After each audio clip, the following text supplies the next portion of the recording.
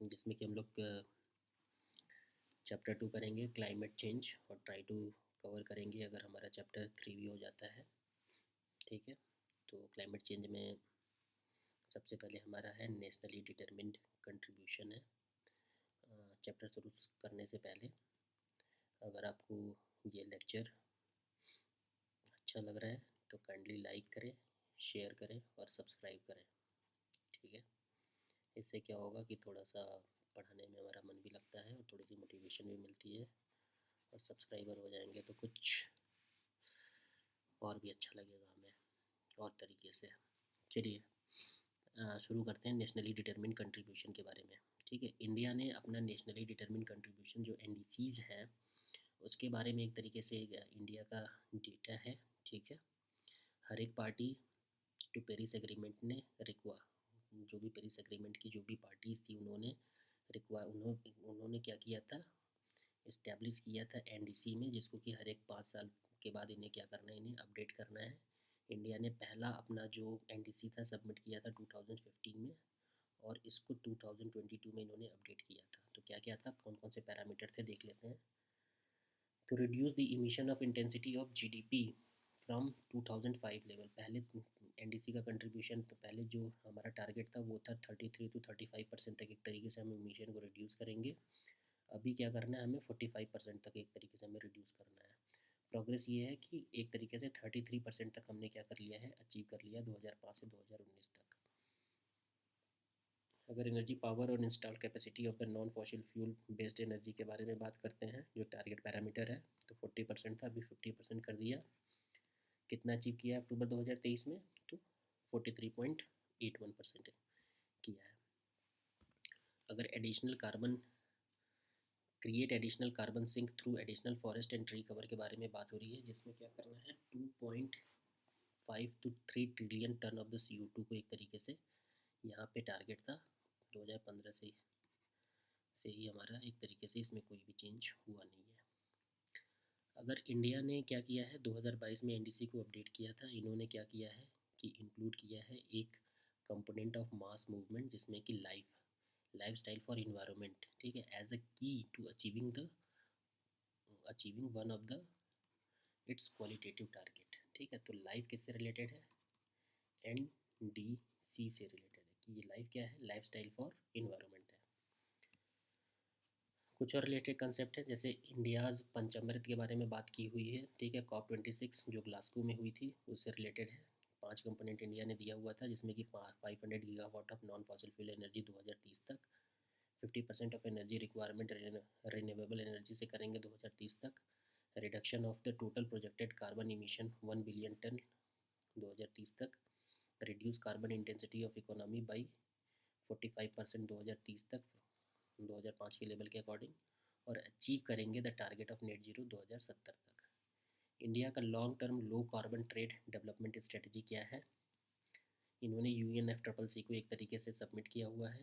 ठीक है, ये बेसिकली क्या करेंगे, जो long term low carbon development strategy के लिए यही है कि power plant, renewable power plant, transmission grid को अपग्रेड करेंगे और इंट्रोड्यूस करेंगे एनर्जी स्टोरेज सिस्टम को एक तरीके से इंट्रोड्यूस करेंगे। ये इंटरनेशनल कॉन्फ्रेंस, कन्वेंशन और इनिशिएटिव के बारे में हम लोग बात करते हैं। तो अभी UNFCCC COP29 हुई थी। COP29 में इन्होंने क्या बात की थी, जो कि हेल्ड हुआ है हमारा कहाँ, बाकू अजरबैजान में हुआ है।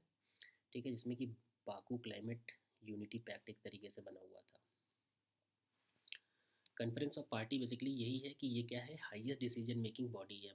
इसका मतलब ये यही होता है कि जो भी कंट्रीज़ हैं जिसकी कि हाईएस्ट डिसीजन मेकिंग बॉडीज़ जो होगी, जैसे प्राइम मिनिस्टर हो गए, या इन्होंने अपना कोई भी एक तरीके से प्रॉक्सी मिनिस्टर भेजा हुआ है, ये क्या है, हाईएस्ट, US में प्रेसिडेंट हो गया, या कोई भी डिसीजन मेकिंग बॉडी जो हाईएस्ट डिसीजन मेकिंग बॉडी है, वो यहाँ पे आएंगे एज अ पार्टी, और उनका कॉन्फ्रेंस होगा। ठीक है, फिर वो क्या करेंगे, एक डिसीजन लेंगे, तो उसी को बोलते हैं conference of parties.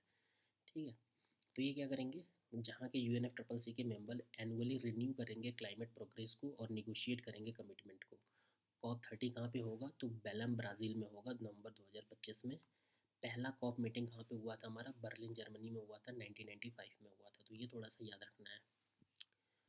Outcome of COP29 के बारे में अगर हम लोग बात करें, तो ये बहुत बहुत ज़्यादा एक तरीके से इंपॉर्टेंट नहीं है, ठीक है, आउटकम कभी पूछा नहीं जाता, बट अगर पूछ लिया तो थोड़ा सा देख लेते हैं। टीम क्या है, new collective quantified goals on climate finance, ठीक है, NCQG और बाकू फाइनेंशियल गोल के बारे में। तो फाइनेंस को ट्रिपल कर दिया, पहले 100 बिलियन था, अब कितना कर दिया, 300 बिलियन एनुअली बाई 2035। ठीक है, इफोर्ट टू मोबिलाइज करना है 1.3 trillion annually by 25 for the public and private source. Public और प्राइवेट सोर्स से कितना, $1.3 ट्रिलियन को मोबिलाइज करना है, और हर एक साल फाइनेंस करना है $300 billion. Carbon market and article 6 के बारे में रूल इन्होंने फाइनलाइज किया है, ट्रांसपेरेंसी, ठीक है, ट्रांसपेरेंसी फ्रेमवर्क एक तरीके से इन्होंने बढ़ाया कि हर एक जगह ट्रांसपेरेंसी होनी चाहिए। और Baku declaration on the global climate transparency के बारे में भी बात की है। एडॉप्शन के बारे में बात करते हैं तो बाकू एडॉप्शन रोड मैप इन्होंने एक तरीके से लॉन्च किया है article 7 of the Paris agreement के अकॉर्डिंग। तो ये क्या करेंगे, high level dialogue on the adoption में हुआ है इसमें, जिसमें कि ये इन्हेंस करेंगे UAE framework of the global climate resilient implementation को। और नेशनल एडाप्शन प्लान एक तरीके से लीस्ट डेवलपमेंट कंट्री के लिए सपोर्ट प्रोग्राम इन्होंने लॉन्च किया है। कौन सा, नेशनल एडाप्टेशन प्लान, किसके लिए, LDCs के लिए, जो एक सपोर्ट प्रोग्राम की तरह काम करेगा, जो इम्प्लीमेंट करेंगे नेशनल एडाप्शन प्लान को। इंडिजिनस पीपल और लोकल कम्युनिटी के बारे में क्या है, एक तरीके से इन्होंने अडॉप्ट किया है Baku work plan and renew किया है mandate of the facilitating working group को। कॉप 2024 में काटोवाइस में, ठीक है, FWG फैसिलिटेटिव वर्किंग ग्रुप को एक तरीके से इस्टेब्लिश किया गया था, ठीक है। जेंडर एंड क्लाइमेट चेंज के बारे में हम लोग बात करते हैं तो ये बेसिकली क्या है कि इन्होंने एक्सटेंड किया है enhance Lima work programme on the gender and climate change for the another 10 year में। Lima work programme on the gender के बारे में अगर हम लोग बात करते हैं तो ये इंक्लूड करता है gender consideration under the convention of the Paris agreement को। COP25 में पार्टीज एग्री किया 5 year enhance Lima work programme on gender and its gender action plan में। कौन कौन सा इशू पेंडिंग है, तो deadlock on mitigation work programme, ये क्या है, decision persist over the fossil fuel role and global stock take assessment becoming the point of controversy in measuring the climate progress. Next round of nationally determined contribution has been postpone ahead of COP30। United Nation framework convention on climate change के बारे में अगर हम लोग बात करते हैं तो इसकी जेनेसिस हुई थी, कब हुआ था, इसको अडॉप्ट किया था 1992 में, और summit of the Rio the Janeiro में हुआ था, और फोर्स में कब आया था, 1994 में आया था। हेडक्वार्टर कहाँ है, बॉन जर्मनी में है। ऑब्जेक्टिव क्या है, बेसिकली ग्रीन हाउस गैस के कंसनट्रेशन को रिड्यूस इनको करना है, ठीक है, प्रिवेंट करना है एंथ्रोपोजेनिक इंटरवेंशन, क्लाइमेट चेंज से जो भी वो मैन मेड रिलेटेड जो भी इंटरफेरेंस हो रहा है उसको एक तरीके से क्या करना है, प्रिवेंट करना है। टोटल 198 पार्टी है जिसमें इंडिया भी इंक्लूडेड है, ठीक है। कब अडॉप्ट हुआ था, 1992 में, हेडक्वार्टर कहाँ है, बॉन जर्मनी में, फोर्स में कब है, 1994 में, ठीक है। ऑब्जेक्टिव क्या है, ग्रीन हाउस से रिलेटेड ऑब्जेक्टिव है। और कौन से एग्रीमेंट हुए थे, क्योटो प्रोटोकॉल हुआ था और पेरिस एग्रीमेंट हुआ था। क्योटो प्रोटोकॉल 1997 में हुआ था, ये क्या है, बाइंडिंग कमिटमेंट है, ठीक है, डेवलप्ड नेशन के लिए कि ग्रीन हाउस गैस को एक तरीके से रिड्यूस करना है। पेरिस एग्रीमेंट में क्या किया गया था, एक तरीके से इन्होंने टेम्परेचर से रिलेटेड बात की थी कि 2 डिग्री सेल्सियस के कम हमें लाना है और 1.5 डिग्री सेल्सियस को एम करना है, क्या लिमिट टेम्परेचर राइज ना हो इससे ज़्यादा। की initiative declaration launch and COP19, कौन कौन से की इनिशिएटिव आए थे एक तरीके से, तो यूनेप और CCAC climate and clean air coalition ने क्या लॉन्च किया है, reduce methane from organic waste declaration, ये इन्होंने लॉन्च किया हुआ है, ठीक है। ग्लोबल मेथेन प्लेज कब लॉन्च किया गया था, COP26 में 2021 में लॉन्च किया गया था, ठीक है। टोटल इसमें 35 कंट्रीज़ हैं जिसमें कि इंडिया नहीं है। ग्लोबल एनर्जी स्टोरेज ग्रिज प्लेज, ठीक है, COP29 की प्रेसिडेंसी को लॉन्च किया गया था कि 1500 gigawatt of energy power sector में एक तरीके से डिप्लॉय किया जाएगा। Green energy pledge, green energy zones and corridor, ठीक है, COP29 प्रेसिडेंसी, UNIDU, UNECE और UN स्केप, ठीक है, ये सब चीज़, ये बेसिकली ग्रीन एनर्जी जोन को एक तरीके से क्लाइमेट चेंज को टैकल करने के लिए प्रमोट करना है, ठीक है। एक तरीके से ग्रीन एनर्जी जोन क्या करेगा, एक सेंट्रलाइज हब की तरह काम करेगा high quality of the variable renewable energy के लिए। अगर हम हाइड्रोजन डिक्लेरेशन के बारे में बात करते हैं तो ये कहाँ आया है, COP29 प्रेसिडेंसी को, हाइड्रोजन का एक तरीके से ये नॉन लीगली बाइंडिंग डॉक्यूमेंट है एक तरीके से, Baku harmonium climate initiative for farmer के लिए, ठीक है। बाकू हारमोनिया क्लाइमेट इनिशिएटिव फार्मर, ये कितने फूड एंड एग्रीकल्चर ऑर्गेनाइजेशन और COP29 की प्रेसिडेंसी जिसने एक तरीके से की थी, तो वो, ठीक है। तो किसने होस्ट किया है, FAO ने होस्ट किया है as a part of food and agriculture for the sustainable transformation fast programme partnership के अंतर्गत इन्होंने क्या किया, एक तरीके से लॉन्च किया हुआ है। फास्ट बेसिकली क्या है, एक मल्टी स्टेक होल्डर प्लेटफॉर्म है, ठीक है, जिन्होंने क्या इस्टेब्लिश किया है, COP27 2022 को उसको किया है। Climate finance action fund Azerbaijan में एक तरीके से लॉन्च किया है, ठीक है। ये एक तरीके से क्या करेंगे, सपोर्ट करेंगे क्लाइमेट प्रोजेक्ट को, किसमें, डेवलपिंग कंट्री में, जो मीट करेगा नेक्स्ट जनरेशन के NDCs को, जिसमें टेम्परेचर 1.5 डिग्री के अंदर ही एक तरीके से रखना है, उससे ज़्यादा राइज नहीं होना चाहिए, ठीक है। तो ये क्या करेंगे, एक तरीके से फंड रेज करेंगे 1 बिलियन के अराउंड, ठीक है, और कैपिटलाइज करेंगे जो फॉसिल फ्यूल से कंट्रीब्यूशन आएगा उस कंट्री से, ठीक है, वहाँ से पैसा लेंगे ये। Baku initiative for climate finance investment and trade, big fit dialogue, COP29 presidency, जिसमें कि UNCTAD और UNDP ये दोनों पार्टिसिपेट करेंगे। तो ये बेसिकली क्या करेंगे, क्लाइमेट फाइनेंस इन्वेस्टमेंट के लिए यूटिलाइज करेंगे ये, ठीक है। कोई भी नेशनल एम्बिशन और action through utilisation of climate finance और इन्वेस्टमेंट को यूटिलाइज करेंगे एक तरीके से, जो भी फाइनेंस आ रहा है उसको। Global match making platform GMP, United Nation industrial development organisation और क्लाइमेट क्लब, ठीक है। वही डिकार्बनाइजेशन और हैवी इमिटिंग इंडस्ट्री को एक तरीके से accelerate the decarbonisation having emitting agency, इनको एक तरीके से क्या करना है, जो कार्बन छोड़ रहे हैं उसको डिकार्बनाइज करना है, ठीक है। डेवलपिंग कंट्रीज़ में भी ये होगा। Single point gateway to raise decarbonisation request, ये है। Declaration of green digital action, ठीक है, COP29 प्रेसिडेंसी, ठीक है। ये सब चीज़ें बहुत याद नहीं होंगी, बट इससे क्या क्या है, harnessing the digital technology, green digital action, digital technology का करेंगे, तो जिससे क्या होगा कि एक तरीके से क्लाइमेट चेंज पे थोड़ा सा कम इम्पैक्ट आएगा, एक्सेलरेट करेंगे क्लाइमेट एक्शन को। Continuity and coalition for the climate and health, ठीक है। तो ये कंट्रीज़ हैं। हेल्थ है तो वर्ल्ड हेल्थ ऑर्गेनाइजेशन आ गया यहाँ पे, और क्या आ गया, UAE, इजिप्ट, UK, ब्राज़ील, ये सब चीज़ें आ गई यहाँ पे, ठीक है। तो हेल्थ रिलेटेड जो भी कमिटमेंट है COP में, उसके बारे में ध्यान दिया गया है। Baku dialogue on water for climate action, तो इसमें WMO भी आएगा, यूनेप आएगा, UNECE भी आएगा। ये क्या करेंगे, कोलैबोरेशन करेंगे किसके बीच में, COP on the water and its interplay with climate change, biodiversity loss और desertification, 1.5 degree partnership for action on trans climate transition pact, ठीक है। Partnership for action climate transition pact programme के अंतर्गत, तो UNDP है और financial centre for sustainability, FC4S है। ये बेसिकली क्या है, कोलैबोरेट करेंगे प्राइवेट सेक्टर और गवर्नमेंट दोनों के बीच में कोलैबोरेशन होगा, जो 1.5 डिग्री NDCs में है 2025 तक उसके लिए। तो फाइनेंशियल सेक्टर ट्रांजिशन प्लान के लिए और local financial centre for FC4S के लिए। तो ये याद रखना है, FC4S के लिए जो लोकल फाइनेंस सेंटर करेंगे ये। और क्या इनिशिएटिव है, टूरिज़्म से रिलेटेड इन्होंने बात की है, climate action in tourism, global energy efficiency alliance, जिसको कि UAE ने लॉन्च किया है, कि एनर्जी एफिशिएंसी रेट को एक तरीके से डबल करना है 2030 तक। Hydro for net zero LAC initiative, ये बेसिकली क्या एम कर रहे हैं, डेवलप और मॉडर्नाइज करना है sustainable hydro power plant, hydro for net zero LAC hydro power plant से रिलेटेड है। Global alliance for pump storage gaps, ये बेसिकली क्या करेंगे, 30 गवर्नमेंट और इंटरनेशनल एजेंसीज को लॉन्च करेंगे, ठीक है। Raising ambition and accelerating delivery of the climate finance से रिलेटेड ये बात कर रहे हैं। ग्लोबल इन्वेस्टमेंट रिक्वायरमेंट 6.3 से 6.7 ट्रिलियन पर ईयर, एक तरीके से क्या कर रहा है, लॉन्च कर रहा है। इंडिया का COP29 में क्या क्या योगदान था, उसके बारे में हम लोग बात करते हैं। तो इंडिया ने अपना जो है क्लेरिफाई किया हुआ है क्लाइमेट नेगोशिएशन स्टांस, इन्होंने प्रपोज किया है 1.3 ट्रिलियन, जो NGQC के अंदर था, जिसमें कि 600 बिलियन जो भी आएगा वो कहाँ से आएगा, ग्रांट और इक्विवेलेंट रिसोर्स से आना चाहिए, इन्होंने ये बोला है।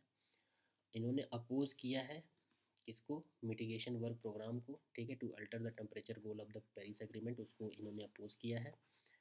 और इंडिया ने एजर्ट किया है कि जो भी डेवलप कंट्री है वो फाइनेंशियल और टेक्निकल सपोर्ट प्रोवाइड करें डेवलपिंग कंट्री को जस्ट फॉर दिस ट्रांजिशन। और क्या इन्होंने अपोज भी किया है ग्लोबल स्टॉक टेक आउटकम और क्रिटिसाइज किया है UAE dialogue text for the lack of connection to finance imbalance. ठीक है, तो ये सब चीज़ें इन्होंने की है। ग्लोबल स्टॉक टेक क्या है, बेसिकली एक प्रोसेस है जिसमें कि कंट्री ये देखती है कि वो कलेक्टिवली प्रोग्रेस मेकिंग कर रहे हैं कि नहीं कर रहे हैं पेरिस एग्रीमेंट को हर एक 5 साल में। और क्या इन्होंने इंडिया ने बोला है कि clear indication to measure the progress on the adoption और अपोज किया है थर्ड पार्टी डेटाबेस को। तो देखो ये बहुत इंपॉर्टेंट था नहीं, मैंने पढ़ा दिया यहाँ पे, क्योंकि ऐसा कुछ पूछेगा नहीं कि इंडिया ने क्या किया क्या नहीं किया। बट साइड लाइन में क्या इवेंट किया है, डिजास्टर रेजिलियंट इंफ्रास्ट्रक्चर CDRI के बारे में इन्होंने बात किया कि $8 million for 12 small island developing state के लिए प्रोजेक्ट अनाउंस किया है। लीड IT मीट स्वीडन के साथ इन्होंने होस्ट किया है लो कार्बन इंडस्ट्री ट्रांजिशन को एक तरीके से एक्सेलरेट करने के लिए। Energy transition for global south with ISA international solar alliance. Solar energy roads एक तरीके से बहुत ही इंपॉर्टेंट रोल प्ले करेगा डेवलपिंग नेशन को एनर्जी शिफ्ट करने के लिए। और India Sweden treaty, India Sweden industry transition programme इन्होंने एक तरीके से लॉन्च किया। आर्टिकल 6 के बारे में बात करते हैं तो ये बेसिकली क्या है, कार्बन ट्रेडिंग के अंतर्गत आता है। हमारा आर्टिकल 6 के अंडर क्या आता है, कार्बन ट्रेडिंग आता है। कार्बन ट्रेडिंग यही करता है कि मैकेनिज़्म प्रोवाइड करता है कि कोई भी नेशनल कंट्री है अपने उसको अपना NDC अगर करना है तो कार्बन मार्केट के थ्रू कर सकता है। तो इसमें दो होते हैं, एक मार्केट बेस्ड होता है, एक नॉन मार्केट बेस्ड अप्रोच होता है। Market based carbon market basically वही होता है कि कोई भी इंटिटी है जो भी कार्बन बाई करती है किसी भी दूसरे कंट्री से अपने जो ग्रीन हाउस इमिशन है उसको ऑफसेट करने के लिए, मतलब उसको कम करने के लिए। तो वन ट्रेडेबल कार्बन क्रेडिट कितने बराबर होता है, 1 metric tonne of the carbon dioxide के बराबर होता है। ठीक है। कार्बन ट्रेडिंग कब इंट्रोड्यूस हुआ था, तो क्योटो प्रोटोकॉल 1997 में इंट्रोड्यूस हुआ था। ये इंपॉर्टेंट है, इसको याद रखना। कार्बन ट्रेडिंग कब इंट्रोड्यूस हुआ था, तो 1997 में इंट्रोड्यूस हुआ था। क्या क्या मैकेनिज़्म है, 6.2 है, 6.4 है, 6.8 है। बहुत ही ज़्यादा इसमें घुसना नहीं है, बस UPSC अगर पूछेगा तो यही पूछेगा कि भाई कार्बन मार्केट क्या है, कार्बन ट्रेडिंग क्या है। ठीक है। और क्या क्या इसमें क्या कर सकते हैं, जो कार्बन क्रेडिट है। ठीक है। एक कार्बन क्रेडिट, एक ट्रेडेबल कार्बन क्रेडिट कितने के बराबर होता है, ये सब चीज़ें पूछ सकते हैं। बाकी इसके अंदर क्या है ये बहुत ज़्यादा पढ़ने का इन्वॉल्व नहीं है, मैकेनिज्म क्या होता है। करस्पॉन्डिंग एडजस्टमेंट के बारे में हम लोग बात करते हैं। इसमें क्या है कि changes made in country emission to reflect the transfer, export और एक्विजिशन, इंपोर्ट ऑफ ITMO। ठीक है। तो ये बेसिकली उसके बारे में बात कर रहा है। ठीक है। इसमें क्या है, तीन बेस्ड हैं इसमें, तो तीन केसेस जिन्होंने बताए हैं, GHG green house gas metric, non GHG metrics और पॉलिसीज एंड मेजर। ठीक है। तो इकोनॉमिक वाइड एनुअल, ठीक है, install capacity of the renewable in the megawatt. तो ये GHG मैट्रिक्स के बारे में ये बात कर रहा है। कैसे ये करस्पॉन्ड कर रहा है एडजस्टमेंट, तो इंटरनेशनल ट्रांसफ़र मिटिगेशन आउटकम्स के बारे में ये बात कर रहे हैं। ठीक है। तो इसमें देखो बेसिकली क्या है, इसमें यही है कि जैसे मान लो कोई भी ट्रांसफरिंग कंट्री है, कोई भी रिसीविंग कंट्री है, प्रायर टू मिटिगेशन एक्टिविटी ये इतना GHG इमिशन था। अब जैसे ही मिटिगेट कर दिया तो इसमें कितना हो गया, कम हो गया। और उसके बाद क्या हो गया, इन्होंने ट्रांसफ़र किया, ट्रांसफ़र करने के बाद प्रायर इनके पास इतना था। ठीक है। आफ्टर एक्वायरिंग ITMO इनके पास कितना हो गया, इमिशन बैलेंस अब इनके पास कम हो गया। ठीक है।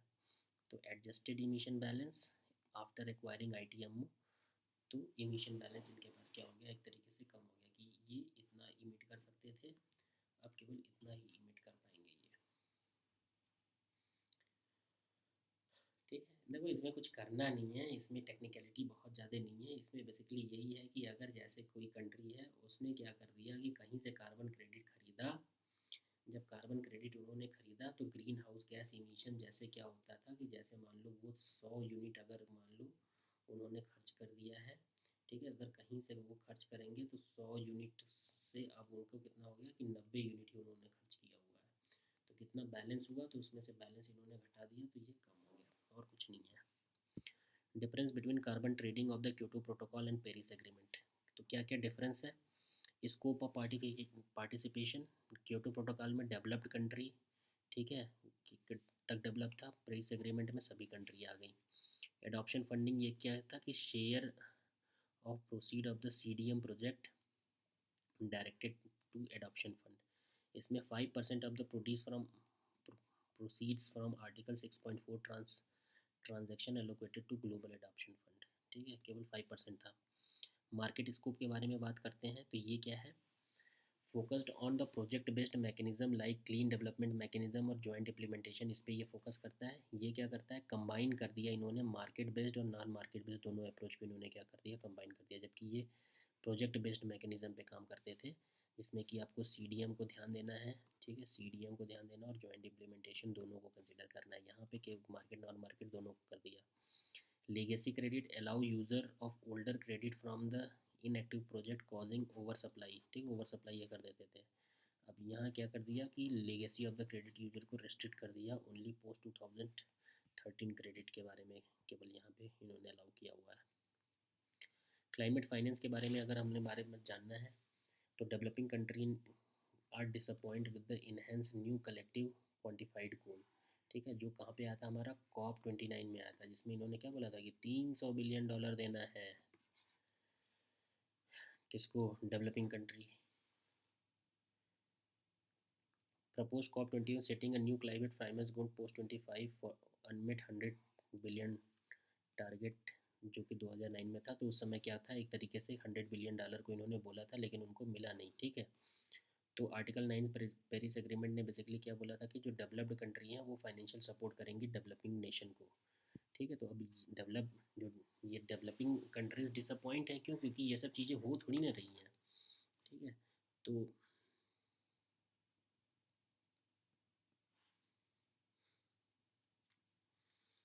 क्लाइमेट फाइनेंस बेसिकली वही क्या है? ये एक local, national and transnational funding है फ्रॉम द पब्लिक, प्राइवेट और alternative sources to support climate change mitigation adoption particularly in developing country vulnerable, जहाँ पे है तो वही है। ठीक है, कि क्या करना है? जो डेवलपिंग कंट्री है, वल्नरेबल है, उनको कहीं से भाई पैसा ला के दे दो बढ़िया से, तो ये क्लाइमेट को बचाने के लिए वो पैसा लगाएंगे, बस यही काम है। की फैक्ट क्या है क्लाइमेट फाइनेंस का? कि 90% of the climate finance goes to the mitigation action. ठीक है, मिटिगेट कम करने के लिए है। और 94% of the existing climate investment is either debt और इक्विटी। ठीक है, ये है। Global finance mechanism under UNF triple C के बारे में अगर हम लोग बात करते हैं तो लॉस्ट एंड डैमेज फंड एक तरीके से, जो कि COP27 इजिप्ट में एक तरीके से इस्टेब्लिश किया गया था, ऑपरेशनलाइज हुआ था COP28 में, कहाँ पे? दुबई में। Financial assistant to country of the world, to countries, vulnerable countries. ठीक है, वल्नरेबल कंट्रीज़ को एक तरीके से financial assistant lost and damage fund में COP27 इजिप्ट में जो हुआ था वहाँ पे स्टेबलाइज हुआ था, और ऑपरेशनलाइज COP28 में हुआ था। ग्रीन क्लाइमेट फंड के बारे में बात करेंगे तो इसको COP16 2010 में एक तरीके से यहाँ पे इस्टेब्लिश हुआ था।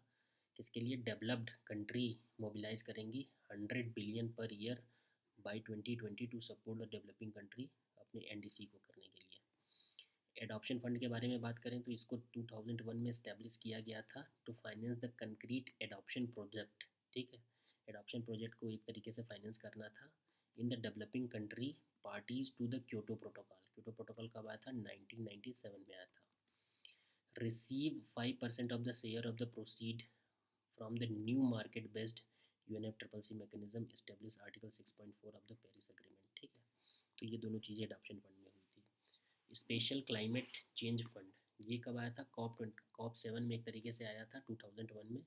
ये क्या किया था कि इन्होंने जो भी प्रोजेक्ट हैं एडॉप्शन वाले, ठीक है, टेक्नोलॉजी ट्रांसफ़र वाले, उनको क्या करना था? एक तरीके से फाइनेंस करना था। ठीक है, ये कौन एडमिनिस्टर करता है? तो ग्लोबल इन्वायरमेंट फैसिलिटी इसको एडमिनिस्टर करती है। लीज डेवलपमेंट कंट्री फंड इसको भी 2001 में COP7 में एक तरीके से लीज डेवलपमेंट कंट्रीज़ जो थी उनके लिए national adoption programme for action, NAPAs एक तरीके से किया था। ग्लोबल इन्वायरमेंट फैसिलिटी इसको क्या करती थी? एडमिनिस्टर करती थी। Fund for lost and damage के तहत the board of lost and damage fund decided to call fund as fund to respond the lost and damage. Lost and damage refer to the क्या है? Negative consequences that arise from the unavoidable risk of the climate like rising sea level, prolonged heat wave, desertification और ocean acidification। तो जो भी loss and damage यहाँ पे हो रहा है इन 4 कारणों से, और एक्सेट्रा कुछ और भी कारण हो सकते हैं। ठीक है, तो ये fund to response lost and damage ये इस्टेब्लिश हुआ COP27 Sharm el Sheikh Egypt में 2022 में। Host country for board of the fund Philippines था। ठीक है, पर्पज़ यही था कि help develop country to compensate the for loss help developing country to compensate for losses and damage. Global environment facility के बारे में बात करते हैं तो 67th GEF काउंसिल ने अप्रूव किया है 736.47 36.4 मिलियन फंडिंग। इसमें इन्होंने क्या बोला है कि जो भी हमारा की आउटकम क्या है, funding has been mobilize for the project from GEF trust fund, least development country fund और ग्लोबल बायोडाइवर्सिटी फ्रेमवर्क के बारे में। ठीक है, ग्लोबल इन्वायरमेंट फैसिलिटी के बारे में हम लोग बात कर रहे हैं। तो ये जो फंड है ये मोबिलाइज होगा इन सब चीज़ों पे, तीन चीज़ों के बारे में।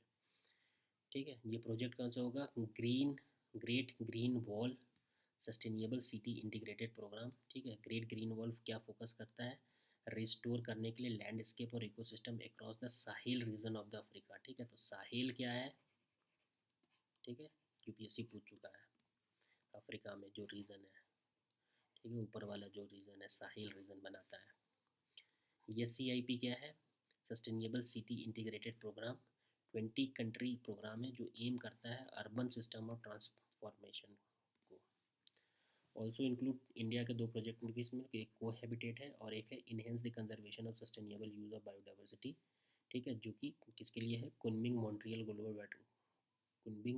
ग्लोबल बायोडाइवर्सिटी फ्रेमवर्क टारगेट को एक तरीके से मीट करने के लिए जो भी कमिटमेंट दी गई थी। कोहैबिटेट बेसिकली क्या है? Conservation of sustainable management of the wetland, forest, grass land. ठीक है, इन सबको एक तरीके से जो भी माइग्रेटरी स्पीसीज़ के जो भी पॉपुलेशन है सेंट्रल एशियन फ्लाईवे से जो इंडिया में आते हैं उनको कोहैबिटेट करने के लिए एक तरीके से है।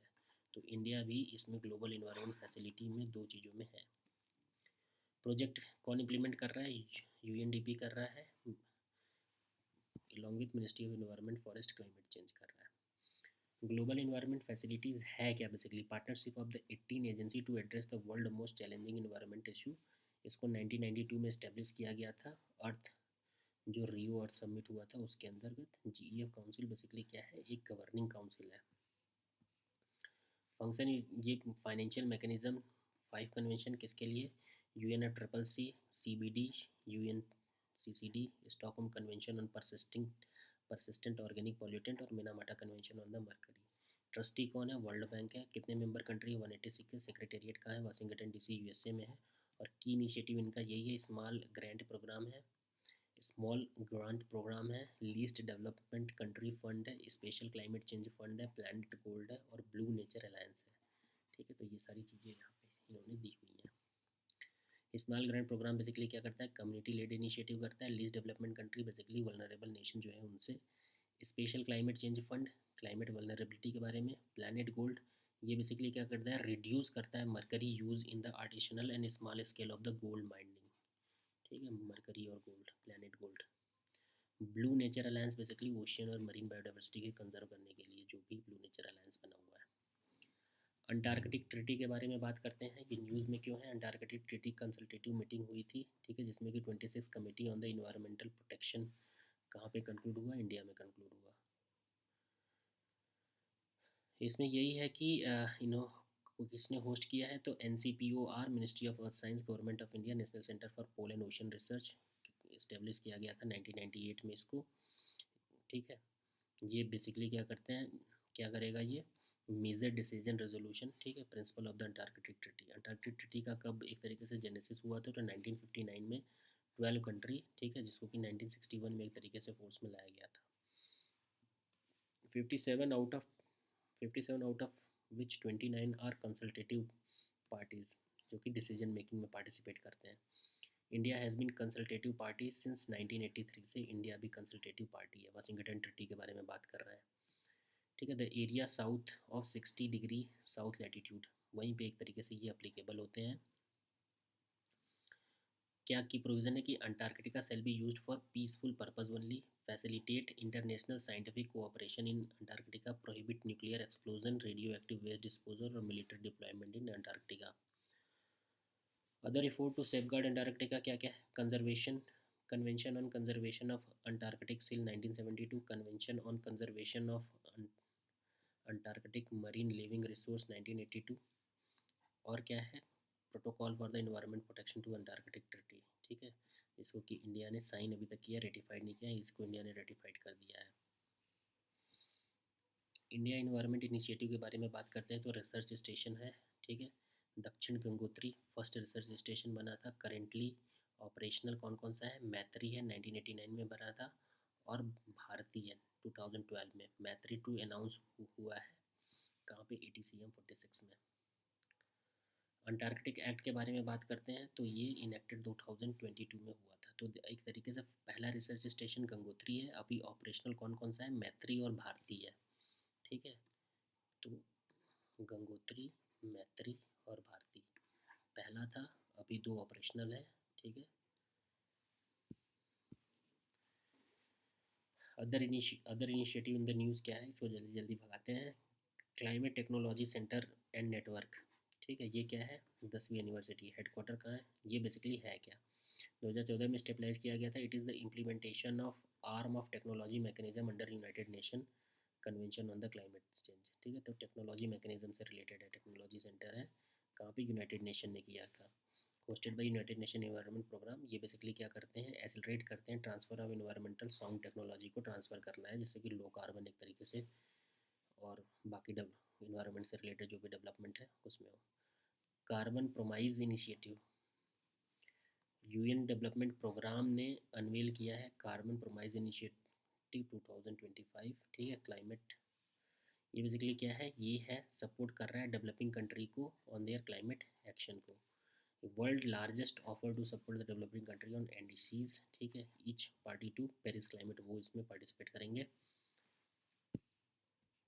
ग्रीनिंग एजुकेशन पार्टनरशिप, यूनेस्को ने लॉन्च किया है दो नए tool, new greening curriculum guidance and new green school quality standard under greening education partnership. किसने? यूनेस्को ने। ये क्या है? एक ग्लोबल इनिशिएटिव है जिसमें कि 80 मेंबर हैं। ठीक है, ये क्या कर रहे हैं? सपोर्ट कर रहे हैं कंट्री को climate crisis by harnessing the critical role of education. Education को एक तरीके से ये सपोर्ट कर रहे हैं जिसमें कि क्लाइमेट क्राइसिस को एक तरीके से बचाया जा सके। ठीक है, ये एक प्रैक्टिकल मैनुअल प्रोवाइड करते हैं पहली बार में, जिसको कि आपको अंडरस्टैंड करना है कि क्लाइमेट एजुकेशन होता क्या है, क्या इसमें कंसिस्ट होना चाहिए, और कैसे मेन स्ट्रीम इन्वायरमेंट टॉपिक को करिकुलम में एक तरीके से लर्निंग आउटकम में बनाया जाए। ठीक है, क्लाइमेट पॉलिसी इनिशिएटिव के बारे में बात कर रहे हैं तो CPI बेसिकली क्या है? Global landscape for climate finance 2024 during the UN triple COP29 के बारे में इसमें बात हुई है। ये क्या है? कि independent non for profit organisation है with deep expertise in finance and policy है। 2009 में इसको फाउंड किया गया था, क्लाइमेट पॉलिसी इनिशिएटिव। ठीक है, फाइंडिंग, ये रिपोर्ट बेसिकली क्या है? Climate flow. ठीक है, climate flow are likely to have surpass 1.5 trillion in 2023। Fossil fuel investment on the consumer fossil fuel subsidy continue to increase annually. Science based target initiative के बारे में बात हो रही है। ये बेसिकली क्या है? क्लाइमेट एक्सपर्ट ने वॉइस कंसर्न किया है regarding SBTI science based target initiative, जो कि अलाउ कर रहा है कंपनी को to offset the green house gas emission from their value chain. SBTI basically क्या है? ये क्या है? Is a corporate climate action organisation है, साइंस बेस्ड टारगेट इनिशिएटिव। ठीक है, कारपोरेट क्लाइमेट एक्शन ऑर्गेनाइजेशन है जो इनेबल करता है कंपनी या फाइनेंशियल इंस्टीट्यूशन को world wide to combat the climate crisis. ये डेवलप करता है कि स्टैंडर्ड टूल और guidance to match corporate climate target. ये एक चैरिटी की तरह इनकारपोरेट करता है। कौन कौन सा पार्टनर है इसका? तो world wide fund for nature है, WRI है, वर्ल्ड रिसोर्स इंस्टीट्यूट है, वी मीन बिजनेस कोलिशन। ठीक है, तो ये सब है, यूनाइटेड नेशन ग्लोबल कम्पैक्ट है, और क्लाइमेट डिस्क्लोजर प्रोजेक्ट है। National information centre for climate and environment study, NICE programme, NICES programme. ये बेसिकली क्या है, इनवाइट किया है इंडियन रिसर्चर को कम्बैटिंग क्लाइमेट चेंज। इसको 2012 में कंसेप्चुलाइज किया गया था। किसने ऑपरेट किया था, इसरो और डिपार्टमेंट ऑफ स्पेस ने with other ministry to national action for climate change से बनाने के लिए लॉन्ग टर्म क्लाइमेट वल्नरेबिलिटी को एक तरीके से, बस और कुछ नहीं है इसमें। International network for terrestrial research and monitoring in the Arctic, interact. देखो इंटरैक्ट आ गया तो इसमें बेसिकली कैसे याद रखो कि आर्कटिक पे जो भी हमारा इंटरनेशनल नेटवर्क और टेरेस्ट्रियल रिसर्च हो रहा है उसको मॉनिटर करने के लिए, ठीक है। तो research station focused on Arctic surrounding region, ये बेसिकली क्या है, Europe, Russia, US, Canada, Greenland, Iceland, Faroe island और स्कॉटलैंड, ये यहाँ पे एक तरीके से फैले हुए हैं ये सब रिसर्च प्रोजेक्ट। इसको कौन फंड कर रहा है, ईयू फंड कर रहा है। ऑब्जेक्टिव बेसिकली क्या है इसका, कैपेसिटी बिल्ड करना है इनको, तो जो भी ऑब्जेक्टिव है पता चल जाएगा। MYAC 1 million youth action challenge, million youth action challenge, ये बेसिकली क्या है, 1 मिलियन यूथ एक्शन चैलेंज को one UN climate change learning partnership, UNCC learn, ठीक है, इनकरेज करना है यूथ को 10 से 30 साल के बीच में to concrete action for more sustainable future. It work to promote for sustainable development, इसमें कि SDG 6 clean water and sanitation है, SDG 12 responsible for consumption and production है, SDG 13 तुम्हारा क्लाइमेट एक्शन है और SDG 15 life on the earth है, ठीक है। तो 4 हो गए इसमें। 6 जो कि वाटर एंड सैनिटेशन से बात करता है, 12 कंजप्शन एंड प्रोडक्शन से, 13 पता है क्लाइमेट एक्शन और 15 लाइफ ऑन लैंड से, ठीक है। तो UNCC क्या है, एक तरीके से ये लर्न है, ये बेसिकली क्या करते हैं, एक कोलेबरेटिव इनिशिएटिव है जिसमें कि 36 मल्टीलेटरल ऑर्गेनाइजेशन एक साथ काम करते हैं और कंट्री को क्या करते हैं, हेल्प करते हैं नॉलेज और स्किल बनाने के लिए, जो कि क्लाइमेट एक्शन के तरीके से एक्शन ले सके, क्लाइमेट चेंज पे जो भी एक्शन लेना पड़े। क्लाइमेट मिटिगेशन एंड एडॉप्शन के बारे में बात हो रही है। क्लाइमेट मिटिगेशन एंड एडॉप्शन क्या है, इसमें कि ग्रीन क्रेडिट रूल है, ठीक है। Ministry of environment and forest ने इशू किया है further guidance to its green credit program. की प्रोविज़न इस गाइडलाइन का क्या है कि इकोसिस्टम रेस्टोरेशन के बारे में, GDP, ठीक है। Focus on plantation, number of tree to be planted depend on the characteristic site condition, eco restoration not to be limited to the plantation of tree, ठीक है। अदर एक्टिविटी भी करना है, plantation of shrub, herb, grasses, ये सब भी करना है। इंडिजिनस स्पीसीज को प्रेफरेंस देना है। Cost estimate may be titled so as to restore the identified degraded forest, और ICFRE instruct the forest department to conduct a tree plantation within a 2 year, ठीक है। तो ये सब चीज़ें क्या करनी है, काम करनी है। कई प्रोविज़न इसका यही है, इसको एक बार आप पढ़ लेना। ग्रीन क्रेडिट बेसिकली क्या होता है इसके बारे में आपको जानना है। ये क्या, singular unit incentive provided for specified activity delivering a positive impact on the environment.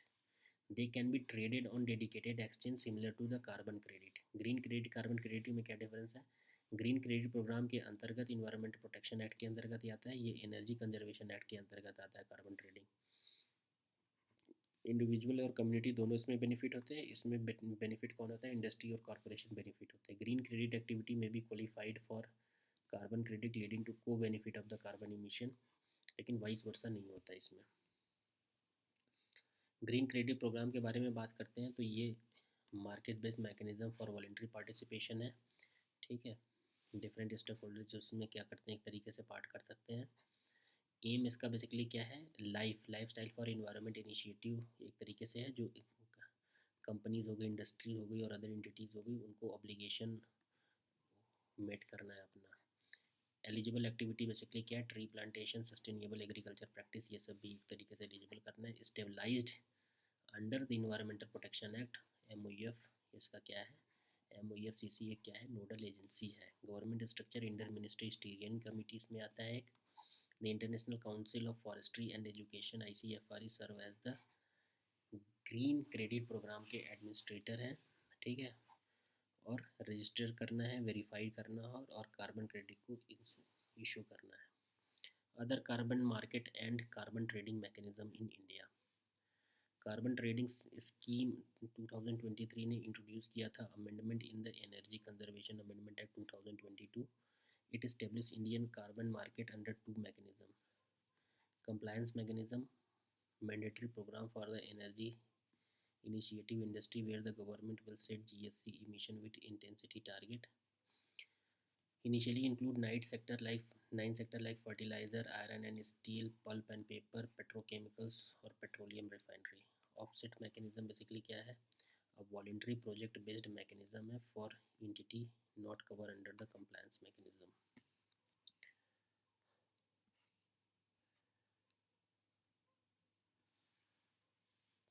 PAT है, परफॉर्म अचीव एंड ट्रेड है, ठीक है।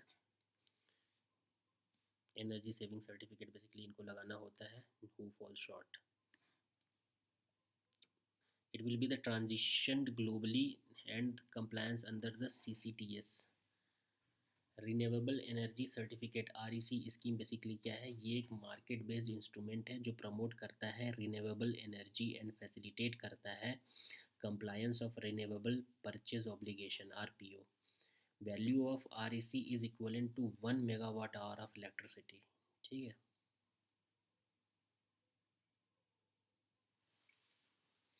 ग्रीन वॉशिंग के बारे में अगर हम बात करते हैं तो ग्रीन वॉशिंग UPSC में जैसे पूछ चुका है, ग्रीन वॉशिंग का बेसिकली मतलब क्या है? ग्रीन वॉशिंग क्या करता है? कंपनी अंडर रिपोर्ट या हाइड करते हैं sustainable credential to avoid scrutiny. Green rinsing एक तरीके से है। ग्रीन रिंसिंग क्या है? व्हेन अ कंपनी रेगुलरली, ये ग्रीन हशिंग है। ग्रीन रिंचिंग क्या है? When company regularly change its ESG environmental social and governance target before achieving them. पहले ही ये चेंज कर देते हैं। Green labelling target the essentially unsustainable product as green और सस्टेनेबल। ग्रीन लाइटनिंग क्या होता है? Highlight the particularly green feature of the business product activity to draw attention away from the environmental harmful, तो green lightning भी होता है। green shifting क्या होती है? when company reduce climate crisis to cover behavior to green shifting क्या होता है? when company reduce the climate crisis to consumer behavior and shift responsibility to individual, ठीक है।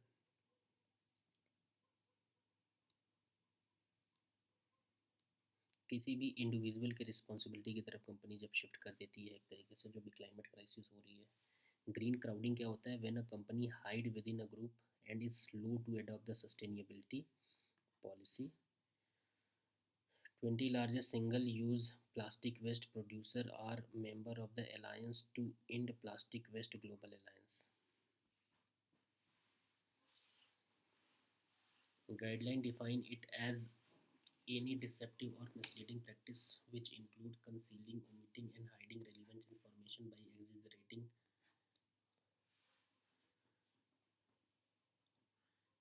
मेकिंग वेग फॉल्स अनसस्टेनेबल इन्वायरमेंटल क्लेम, ठीक है। ओके, और क्या इंक्लूड करते हैं? मिसलीड वर्ड सिंबल इमेजिनरी, ये सब चीज़ें ये इंक्लूड करते हैं। की प्रोविज़न क्या है? नहीं पढ़ना है। Other initiative to prevent green washing, direct air capture and storage plant. ये क्या है? डायरेक्ट करना है, एयर को कैप्चर करना है, फिर स्टोर करना है, फिर प्लांट करना है। World largest DAC+S plant mammoth started operation in island, ठीक है। ये क्या है? एक कार्बन डाइऑक्साइड रिमूवल टेक्नोलॉजी है जो कैप्चर करता है CO2 direct from the atmosphere at any location, ठीक है। ये कार्बन कैप्चर से डिस्टिंक्ट है, ठीक है, जो कि कैरिड आउट होता है at the point of emission. CO2 can be permanently store in deep geological formation and used for the various application, ठीक है। फ़ैन क्या करता है? एयर को खींचता है, ठीक है, फिर यहाँ से एयर फिल्टर होते हैं, ये जो CO2 फ्री एयर को रिलीज़ कर दिया जाता है और इधर जो भी CO2 आता है उसको यहाँ पे स्टोर कर दिया जाता है और यहाँ से रिलीज़ कर दिया जाएगा, ठीक है। CDR बेसिकली क्या है? CDR जो बेसिकली है एक तरीके से जो एंथ्रोपोजेनिक एक्टिविटी हो रही है, ठीक है, जो कि CO2 रिमूव कर रही है एटमॉस्फेयर से, फिर इसको स्टोर करना है, ठीक है, इन जियोलॉजिकल टेरेस्ट्रियल और ocean reservoir. According to IPCC assessment report, CDR is necessary for the implementation of net zero CO2 and green house emission. CDR technology के बारे में अगर हम लोग बात करते हैं, ठीक है, तो CDR टेक्नोलॉजी बेसिकली क्या है, जैसे कार्बन डाइऑक्साइड हमें रिमूव करना है, ठीक है, तो क्या है, एफॉरेस्ट्रेशन रिस्टोरेशन है, इनहेंस वेदरिंग है, ocean based CDR, carbon dioxide removal, ये सब जो टेक्नोलॉजी एक तरीके से होती हैं। बायो एनर्जी, कार्बन कैप्चर और स्टोरेज के बारे में है।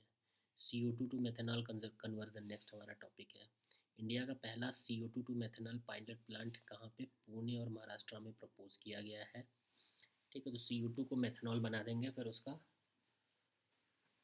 ठीक है, public private partnership 1.4 ton per day की कैपेसिटी से एक तरीके से department of science and technology की सपोर्ट से इसको बनाया जाएगा। Plant will advance indigenous carbon capture utilisation technology को एक तरीके से यूज़ करेगा। CO2 to methanol involve capturing of the carbon emission before they enter the atmosphere from industrial source like power plant and directly from the air. Capture CO2 then hydrogenated, उसमें hydrogen डाल देंगे, फिर वो क्या हो जाएगा, hydrogen से react करके मेथनॉल बना देगा, ठीक है। CO2 प्लस H2 क्या हो जाएगा, CH3OH हो जाएगा, ठीक है, तो मेथनॉल बन जाएगा यहाँ पे। मेथनॉल बेसिकली क्या है, वुड एल्कोहल है, ठीक है, इसको वुड एल्कोहल भी बोलते हैं। कार्बन इसमें लो होता है, हाइड्रोजन करियर फ्यूल होता है जो कि high ashes of the coal agriculture residue, CO2 from the thermal power plant और नेचुरल गैस, ठीक है, वहीं से ये बनता है। ये पेट्रोल डीजल को एक तरीके से रिप्लेस कर सकता है ट्रांसपोर्ट सेक्टर में, एनर्जी सेक्टर में, रिटेल कुकिंग में, ठीक है। इंडिया ने बहुत सारे इनिशिएटिव लिए हैं मेथनॉल इकोनॉमी प्रोग्राम को बनाने के लिए। BIS ने नोटिफाई किया 20% of the di methyl ether blending with the LPG के साथ इसको ब्लेंड कर सकते हैं। नोटिफिकेशन ऑफ M15, M85 और M100 has been issued by the ministry of transport, road and highway. Carbon capture utilisation and storage के बारे में बात करें तो refer to the group of technology for capturing of the CO2 from the large and stationary CO2 emitting sources like fossil fuel based power plant और other industry. ये involve करता है transport of the capture CO2, ठीक है, for utilisation in different application, injection into the geological formation, depletion, oil field gas, trapping CO2, ठीक है, और कुछ इंपॉर्टेंट है इसमें नहीं है। अब हम क्या करते हैं, जल्दी जल्दी 6 पेज और है, इसको पढ़ते हैं। ग्रीन टग ट्रांजिशन प्रोग्राम, ये क्या है? Green tug transition programme basically क्या है, ministry of port, shipping and waterway ने लॉन्च किया है SOP for the green tug transition programme to drive the transition from conventional fuel based harbour truck to greener alternative, ठीक है। तो यही है, कन्वेंशनल जो भी हम फ्यूल यूज़ कर रहे हैं उसकी जगह हम क्या करेंगे, ग्रीनर अल्टरनेटिव का यूज़ करेंगे, ठीक है। पंचकर्म संकल्प इनिशिएटिव के अंतर इसको एक तरीके से अनाउंस किया गया था। 30% of the financial support green shipping का होगा। Single window portal to facilitate monitor the river and sea cruises को, और एम करेंगे ये फेज आउट करेंगे कन्वेंशनल फ्यूल हार्बर को by the harbour trucks operating in Indian major port and replace them with the green tug. Tug basically क्या है, particular class of boat होते हैं जो हेल्प करते हैं मेगा शिप को इंटर या लीव द पोर्ट को, ठीक है। तो ये बेसिकली उस टग में ही ये क्या करेंगे, एक तरीके से क्या लगाएंगे, ग्रीनर अल्टरनेटिव लगाएंगे। इमिशन फ्रॉम शिपिंग सेक्टर कितना होता है, nearly 3% of the world CO2 यहाँ से इमिट होता है। GHG emission from maritime contribute 1% of the overall transport GHG emission. Other initiative, green voyage 2050, ये बेसिकली रिड्यूस करेगा emission from the ship with 2023 GHG international, और revised green house gas strategy by international maritime organisation sector target करेंगे net zero emission by 2050। Sagarmala programme के बारे में है, port lead development, जिसमें कि ग्रीन पोर्ट के बारे में भी बात की गई है, और मैरीटाइम इंडिया विजन 2030, ये भी ग्रीन पोर्ट और ग्रीन शिपिंग के बारे में बात करते हैं। कौन कौन से टर्म यूज़ में है वो देख लेते हैं। कार्बन फार्मिंग, EU पार्लियामेंट और यूरोपियन काउंसिल ने रिसेंटली एक प्रोविजनल एग्रीमेंट पे पहुँचे हैं जो बेसिकली क्या करते हैं, कार्बन रिमूवल सर्टिफिकेट फ्रेमवर्क को क्या करेंगे, EU लेवल का एक तरीके से इस्टेब्लिश करेंगे। कार्बन फार्मिंग बेसिकली क्या है, ये एक रीजनरेटिव प्रैक्टिस है जो एग्रीकल्चर को इम्प्रूव करता है, इकोसिस्टम को रिस्टोर करता है और क्लाइमेट चेंज को कम्बैट करता है bye storing carbon and reducing the emission, regenerative farming से। ठीक है, ये कॉमन मेथड है। इसमें क्या क्या है, एग्रो फॉरेस्ट्री यूज़ होता है, कंजर्वेशन फॉरेस्ट्री जिसमें कि मिनिमाइज़ करना है हमें सॉइल डिस्टर्बेंस को। ठीक है, इंटीग्रेटेड न्यूट्रिएंट्स मैनेजमेंट को एक तरीके से करना है, रिन्यूएबल एनर्जी और प्रोडक्शन ग्लास कंजर्वेशन के बारे में बात करनी है। और इनिशिएटिव के बारे में बात करते हैं तो ग्लोबल 4/1000 इनिशिएटिव, इसका मतलब क्या है कि इनकरेज करता है स्टेक होल्डर को इंगेज करना है ट्रांजिशन टुवर्ड द रीजनरेटिव। ठीक है, इसको लॉन्च किया गया था 2020 COP21 में, पेरिस में। World bank support initiative, Kenya agriculture carbon project, carbon credit scheme, ministry of power ने इस तरीके से इसको लॉन्च किया है। नेशनल फील्ड इंडिया में national mission of sustainable agriculture के बारे में भी यही है। कार्बन बॉर्डर एडजस्टमेंट मैकेनिज्म, ठीक है, कजान डिक्लेरेशन ने अडॉप्ट किया है, ब्रिक्स ने, Kazan declaration adopted by BRICS. ठीक है, rejected C B A M को इन्होंने क्या कर दिया है, रिजेक्ट कर दिया, क्योंकि ये डिस्क्रिमिनेटरी है। कार्बन बॉर्डर एडजस्टमेंट मैकेनिज्म ये बेसिकली क्या है, ये एक यूरोपियन यूनियन की पॉलिसी है जो कार्बन टैक्स इम्पोज करते हैं कुछ सर्टेन प्रोडक्ट पे from the country with less stringent climate policy, example steel. तो इसको इन्होंने रद्द कर दिया है। तो ये बेसिकली प्रिवेंट करते हैं company shifting production to less regulated country को, एक तरीके से वहाँ पे रेगुलेट करते हैं। तो CBAM इम्प्लीमेंट हुआ था 2023 में। ठीक है, फ्रॉम अभी ट्रांजिशनल फेज से फुली इन्फोर्स इनको 2026 तक करना है।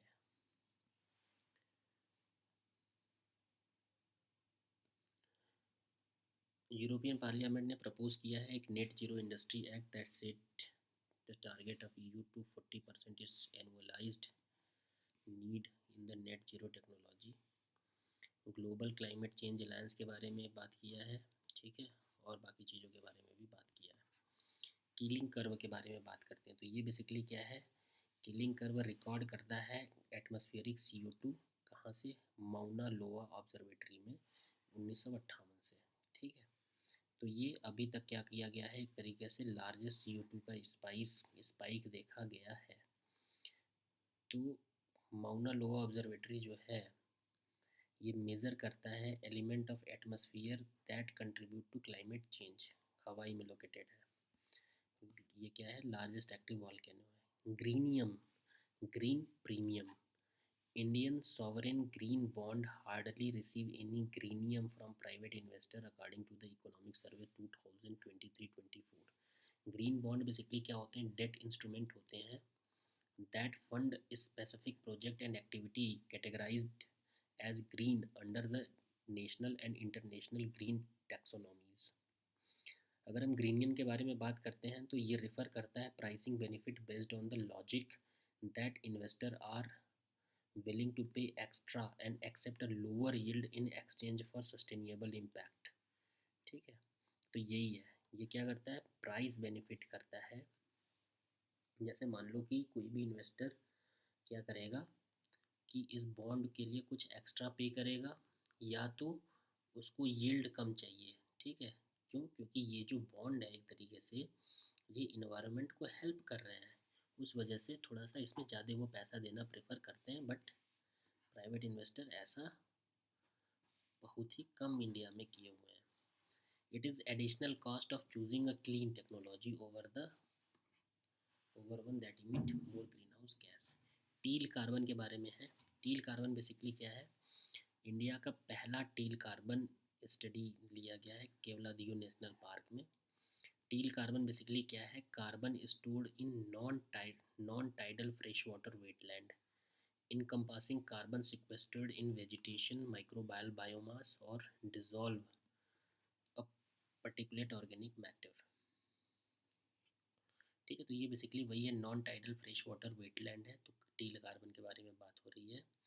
तो ये जो कार्बन सिक्वेस्ट कहाँ पे है, वेजिटेशन में है, माइक्रोबायल बायोमास में है, और किसी भी पर्टिकुलरली ऑर्गेनिक मैटर में जो डिजॉल्व हुआ है, कोई भी फ्रेश वाटर वेटलैंड है उसमें, तो वहाँ से जो भी कार्बन निकल रहा है उसको टील कार्बन बोल रहे हैं। It is being based on it is being a colour based terminology है, ठीक है, जो रिफ्लेक्ट करता है classification of organic carbon based on in function. जैसे अगर हम पर्पल के बारे में बात करते हैं तो ये carbon capture through air and industrial emission, green terrestrial plant से, black burning of fossil fuel से, red release through the biological particle on snow and ice that reduce albedo. ठीक है, तो ये थोड़ा सा इंपॉर्टेंट है, रेड कार्बन। और ग्रे इंडस्ट्रियल इमिशन से। ठीक है, तो इंडस्ट्रियल इमिशन से क्या क्या है, कार्बन कैप्चर एक तरीके से जो हम करते हैं, पर्पल वो एयर और इंडस्ट्रियल इमिशन से, तो वो पर्पल होता है, जबकि कार्बन रिलीज जो हो रहा है इंडस्ट्री से वो ग्रे होता है। रेड कहाँ से आता है, biological particle on snow and ice that reduce albedo. Black पता ही है फॉसिल फ्यूल से, और ग्रीन पता ही है टेरेस्ट्रियल प्लांट से। Representative concentration pathways, international panel on the climate change ने इंट्रोड्यूस किया है representative concentration pathways in the fifth assessment year, year 5 में। ये डिस्क्राइब करता है 4 different 21st century pathway of the green house emission. ठीक है, वाटर क्रेडिट क्या है, एक मार्केट विथ मैकेनिज्म है कार्बन क्रेडिट की तरह, जो इंसेंटिवाइज करता है वाटर कंजर्वेशन को और क्वालिटी इंप्रूवमेंट में। कार्बन क्रेडिट बेसिकली क्या है कि हमें रिड्यूस करना है कार्बन इमिशन को, हर एक क्रेडिट किसके बराबर होता है,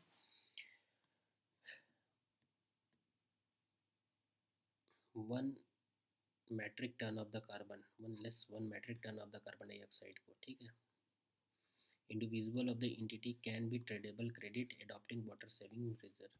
These credit can be sold other needing to offset their water uses। ठीक है, तो उसको बेच सकते हैं। बायोडाइवर्सिटी क्रेडिट क्या होता है, एन इकोनॉमिक इंस्ट्रूमेंट है जो अलाउ करता है प्राइवेट कंपनी को finance activity such as forest conservation and restoration को to have a net positive impact on nature and biodiversity पे।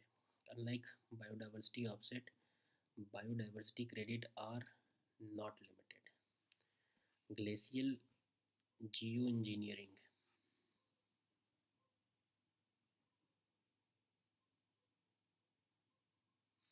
बायोडाइवर्सिटी क्रेडिट का मतलब यही होता है कि कोई भी प्राइवेट कंपनी है वो फाइनेंस कर रही है उस एक्टिविटी को, जैसे कि फॉरेस्ट कंजर्वेशन या फॉरेस्ट रिस्टोरेशन को, इसी को हम लोग बोलेंगे बायोडाइवर्सिटी क्रेडिट को। ग्लेशियल जियो इंजीनियरिंग ये बेसिकली क्या है, एक डेलिबरेट मॉडिफिकेशन है क्लाइमेट सिस्टम का किसी भी ग्लेशियर के अराउंड, जिससे क्या हो जाएगा, एक तरीके से जो melting of the ice self है वो क्या होगा, स्लो होगा, और सी लेवल जो राइज हो रहा है वो रिड्यूस होगा। तो ग्लेशियल जियो इंजीनियरिंग यही है कि क्लाइमेट सिस्टम की किसी भी ग्लेशियर के अराउंड जो क्लाइमेट सिस्टम है उसको क्या करना है, हमें मॉडिफाई करना है। ठीक है, बेशल हाइड्रोलॉजी इन्वेंशन और ओशियन हीट ट्रांसपोर्ट इंटरवेंशन, ये दो स्ट्रेटजी है जिनको फॉलो किया गया था। अब हम लोग आ जाते हैं किस पे, ऑर्गेनाइजेशन इन न्यूज़ पे आ जाते हैं। तो यूनाइटेड नेशन इन्वायरमेंट प्रोग्राम कहाँ हेडक्वार्टर है इसका, नैरोबी केन्या में है। 1972 में इस्टेब्लिश हुआ था, UN conference on the human environment में। टोटल 193 मेंबर स्टेट हैं इसके, जिसमें इंडिया भी है। ये अप्रूव करते हैं वर्ल्ड वर्क और बजट को। ठीक है, इन्वायरमेंटल फंड के लिए यूएनईपी एक कोर फंड है, इन्वायरमेंट फंड यूएनईपी का कोर फंड है। रिलाइज ऑन वॉलेंट्री कंट्रीब्यूशन, ठीक है, वॉलेंट्री कंट्रीब्यूशन जिसमें 95% ऑफ द फंडिंग इस पर डिपेंड करता है।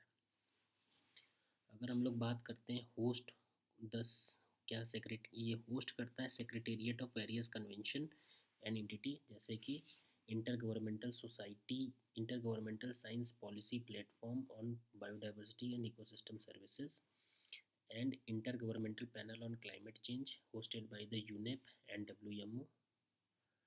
ठीक है, कॉमन कार्बन मेट्रिक कौन सपोर्ट करता है, यूनेप सपोर्ट करता है।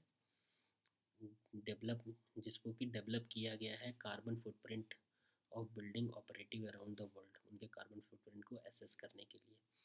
मेजर ग्लोबल एग्रीमेंट अंडर यूनेपी कौन कौन से हुए हैं, तो सबसे पहले साइट्स एक तरीके से देख लेते हैं 1973 में। ठीक है, फिर CMS conservation on migratory bird species, ठीक है, वाइल्ड एनिमल, CMS बॉन्चेस्टर जिसको कि बोनाचर कन्वेंशन भी बोलते हैं जो 1979 में आया था। Vienna convention protection of the ozone layer 1985 में आया था। 1989 में आया था बेसल कन्वेंशन जो trans boundary movement of the hazardous waste और उनके डिस्पोजल के बारे में बात करता है। कन्वेंशन ऑन बायोलॉजिकल डाइवर्सिटी 1992 में आया था। रोटरडैम कन्वेंशन एक तरीके से prior inform consent procedure for certain hazardous chemical and pesticide in international trade 1998 में आया था। स्टॉकहोम कन्वेंशन के बारे में बात कर रहे हैं तो ये परसिस्टेंट ऑर्गेनिक पॉल्यूटेंट है, 2001 में आया था। और मिनामाटा कन्वेंशन मरकरी 2013 में आया था। रिपोर्ट के बारे में बात करें तो इमिशन गैप रिपोर्ट ये निकालती है 2024, एडॉप्शन गैप रिपोर्ट निकालती है global status on the building and construction 2024, ठीक है। नेविगेटिंग न्यू होराइजन अ फोरसाइट रिपोर्ट, ठीक है, ये है। फिर उसके बाद आता है हमारा world meteorological organisation WMO, headquarter कहाँ है, जिनेवा स्विट्ज़रलैंड में है, ठीक है। ये एक स्पेशलाइज्ड यूएन की एजेंसी है और ये ऑथोराइज करती है voice of the state of the earth atmosphere, its interaction with ocean and the climate. Genesis इसको इस्टेब्लिश किया गया था 1950 में and replace them international meteorological organisation 1873 में। टोटल 193 मेंबर है जिसमें कि इंडिया भी इंक्लूड करता है। State of the global climate report 2023 was the warmest year on record. Global average near surface temperature at 1.45 degree above the pre-industrial baseline. GHC level surface temperature ocean heat acidification reached record high. अगर WMO ozone और UV bulletin के बारे में हम लोग बात करते हैं, ओजोन लेयर इज रिकवर कर रहे हैं with ozone depleting substance decreasing. Full recovery to 1918 level is expected by 2036 over Antarctica and 2045 over Arctic and 2040 by rest of the world. Air quality and climate bulletin report on the state of air quality and its connection to climate change. Global particulate matter hotspot include agriculture area in Central Africa. तो ये सब इसकी report है, ठीक है। Last है ये, उसके बाद पॉल्यूशन है। International cryosphere climate initiative. Cryosphere का मतलब वही है जो हमारा डिपेंड करता है किससे, स्नो लैंड, ठीक है, जहाँ पे एक तरीके से ग्लोबल ऑर्गेनाइजेशन है ये, ठीक है। दो एंटिटीज़ को ऑपरेट करती है, ग्लोबल ऑर्गेनाइजेशन और ICICI Europe, ICCI not ICICI, non profit organisation in USA based in Burlington Vermont, ठीक है। इसका जेनेसिस हुआ था 2009 में, ठीक है। ये एड्रेस कर रहा है climate change of the cryosphere frozen region of the earth. Objective basically इसका यही है कि रिड्यूस करना है क्रायोस्फीयर वार्मिंग को और मिटिगेट करना है global climate risk, glacier melt and sea level rise को, ठीक है, विद द गवर्नमेंट NGO और क्लाइमेट ऑर्गेनाइजेशन को। कौन कौन सा रिपोर्ट निकालते हैं, state of cryosphere 2024, last time global damage report, ये निकालते हैं ये। ओके, तो हम यहाँ पे बंद करते हैं इस लेक्चर को, ठीक है। अगर आपको लेक्चर पसंद आ रहा है तो कृपया इसको लाइक करें, शेयर करें और सब्सक्राइब करें। Okay, bye.